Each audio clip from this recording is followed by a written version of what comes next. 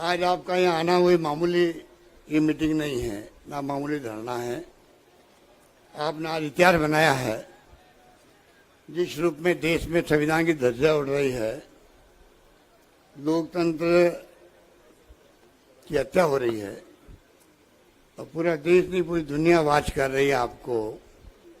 हिंदुस्तान जहाँ पर महात्मा गांधी के सानिध्य में पंडित जवाहरलाल नेहरू, सरदार वल्लभ भाई पटेल, मौलाना अबुल कलाम आजाद जैसे नेताओं ने और डॉक्टर अम्बेडकर के संविधान ने इस देश को लोकतंत्र दिया, संविधान दिया और 75 साल तक हम लोग इस देश को एक रखे, अखंड रखे।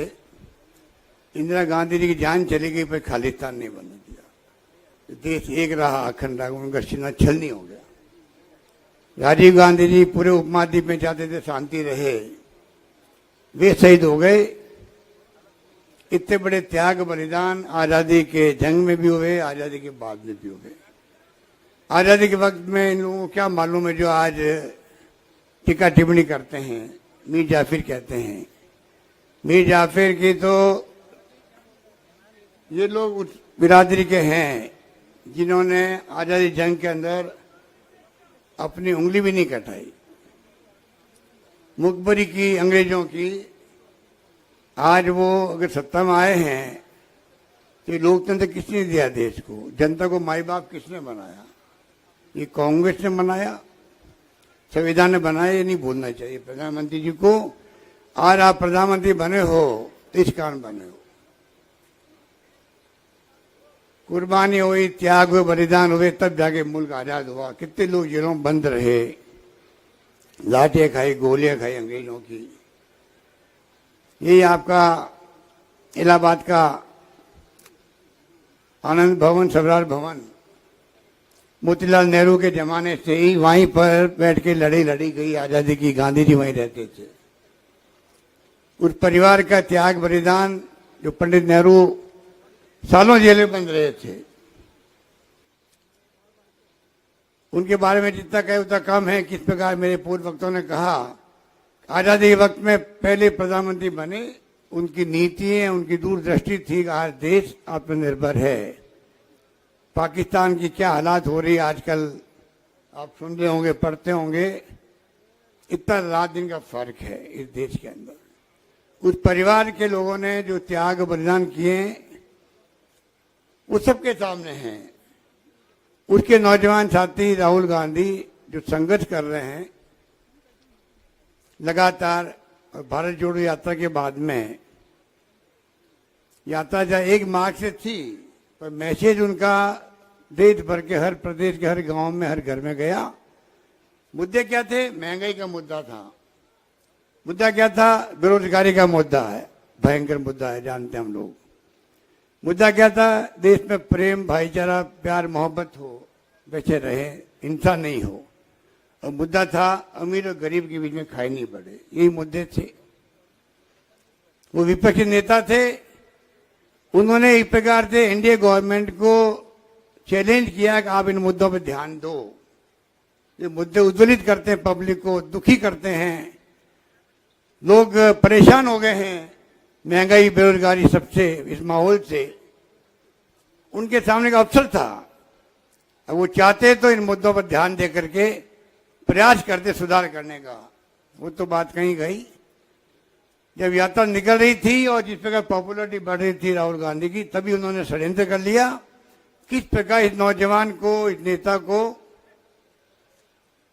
षड्यंत्र करके किस प्रकार कमजोर करना है। और षड्यंत्र करने का इनका इतिहास रहा हमेशा, आप इन जानते हैं। उसी रूप में इन्होंने जिस प्रकार से खेल खेला, जवाब दे नहीं पाए अडानी जी के ऊपर जब आरोप लगे और जो सवाल उठाए थे आपने देखे होंगे पार्लियामेंट के अंदर। 50 साल का मेरे राजनीतिक जीवन में मैंने कभी नहीं देखा कोई मुद्दा आया हो, आरोप लगे हो और नेता उसका जवाब नहीं दे। ये पहला घटना है आजादी के बाद में जिसमें प्रधानमंत्री जी आरोपों का जवाब लेने के बजाय एक नाम तक अडानी जी का नहीं ले रहे हैं। इससे और शक पैदा हुआ देशवासियों को, और शक पैदा हो रहा है कि पहला प्रधानमंत्री जवाब नहीं दे रहा है जो आरोप लगाया राहुल गांधी ने। कुछ तो कहते, बात आगे बढ़ती। ये पहला किस्सा जहां पर मौन धारण किए हुए प्रधानमंत्री जी, आप समझ सकते हो, और राहुल गांधी जी पर आरोप लगाए। लंदन में आप क्या बोल के आ गए? अभी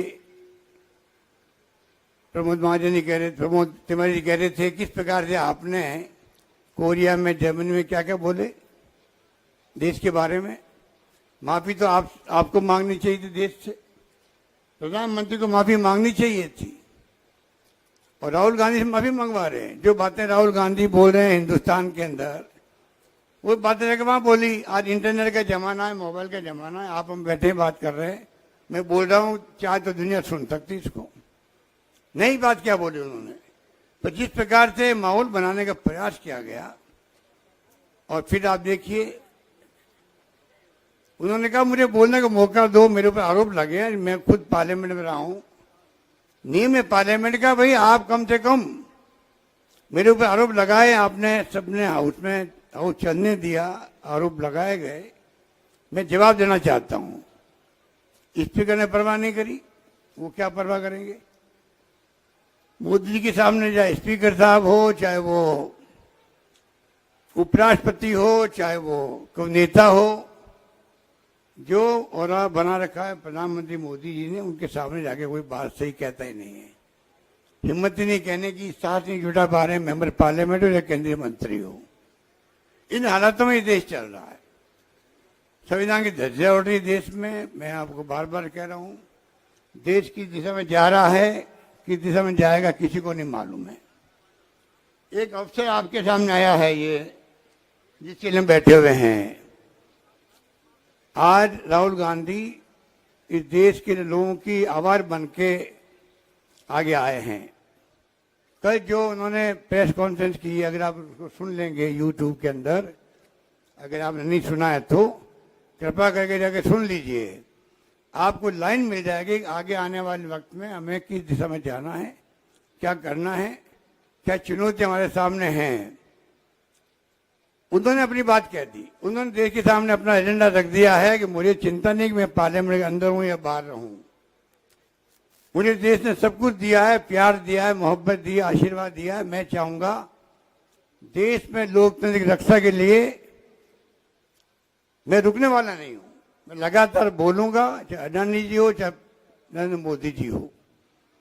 उन्होंने हमें एक मैसेज दे दिया है।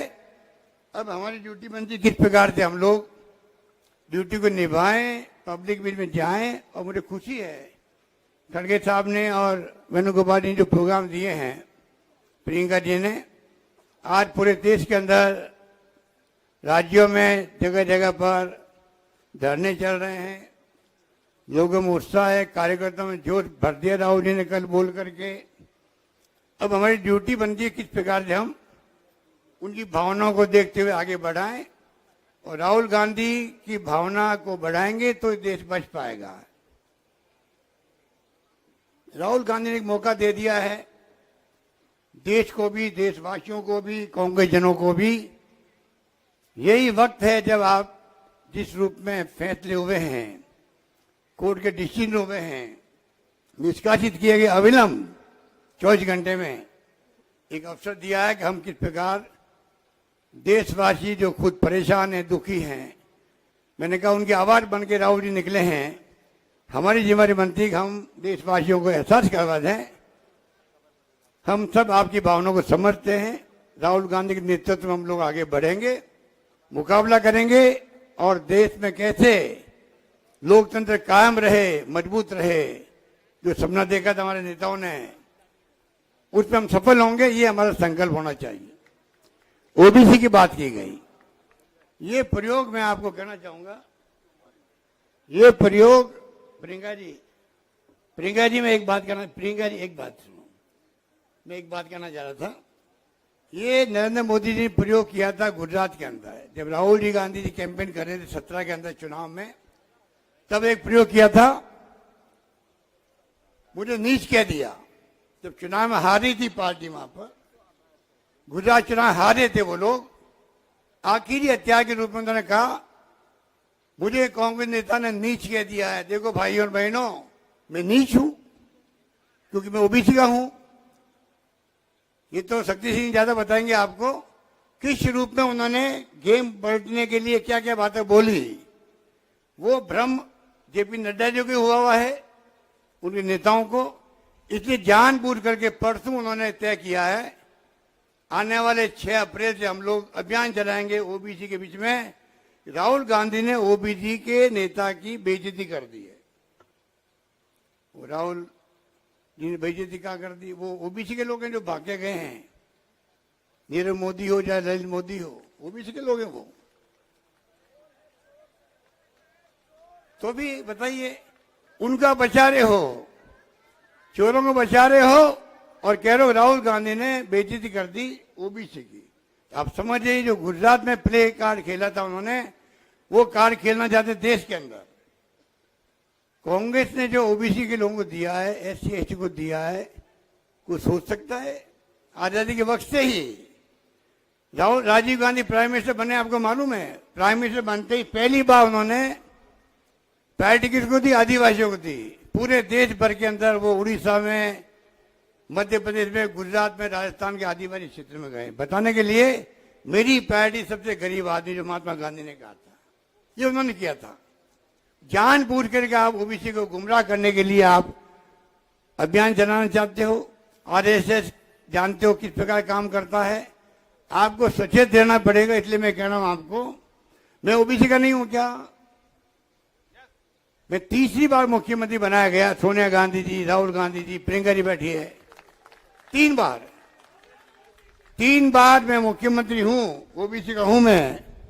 और आपको जानकारी होगी या जानकारी होगी, खुशी होगी, मेरी कम्युनिटी का पूरी असेंबली में एक ही मेंबर है, एक ही सदस्य है। असेंबली में मेरी कम्युनिटी सैनी माली कहलाते हैं, उनका एक ही मेंबर है और वो मैं खुद ही हूं। बता दीजिए आप, एक है वो मैं खुद हूं, तो मुख्यमंत्री बनता हूं बार बार। इससे बड़ा क्या हो सकता है मैसेज ओबीसी के लिए? बघेल साहब ओबीसी के नहीं है क्या छत्तीसगढ़ के मुख्यमंत्री? किस मुंह से बात करते हैं, किस मुंह से लोगों को भड़काने के लिए पूरे देश में निकल रहे हैं लोग। चुनाव आ रहे हैं कर्नाटक के अंदर। ये ऐसे खतरनाक लोग हैं, इनका कोई विश्वास नहीं लोकतंत्र के अंदर। ये फासिस्ट लोग हैं, खाली जो है मुकुटा पहने हुए लोकतंत्र का चुनाव जीतने के लिए। ये आपको हमको समझना पड़ेगा, मुकाबला करना पड़ेगा। इसलिए मैंने कहा, आज आपने आके अपना इतिहास बनाया, खुद का ही बनाया है। ऐसी मीटिंगें बार बार नहीं होती है।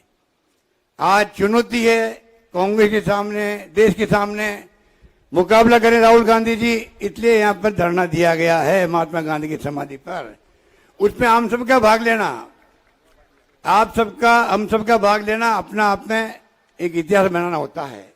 तो मैं आपको ये आह्वान करना चाहूंगा और आपके माध्यम से सभी लोगों को, देशवासियों को भी, इस खतरे को नहीं पहचाना तो बाद में कुछ नहीं होगा, कुछ भी नहीं होगा। ये मौका है सबक सिखाने का। जनता समझ गई है। राहुल गांधी जी को निष्कासित करते ही देश में माहौल आक्रोश भरा पैदा हुआ है। अच्छे अच्छे लोग जो कांग्रेस साथ नहीं थे, वो भी ही चर्चा कर रहे हैं, ये कैसे कर दिया मोदी जी और उनके लोगों ने। इस घटना को किसी ने लायक नहीं किया देश के अंदर।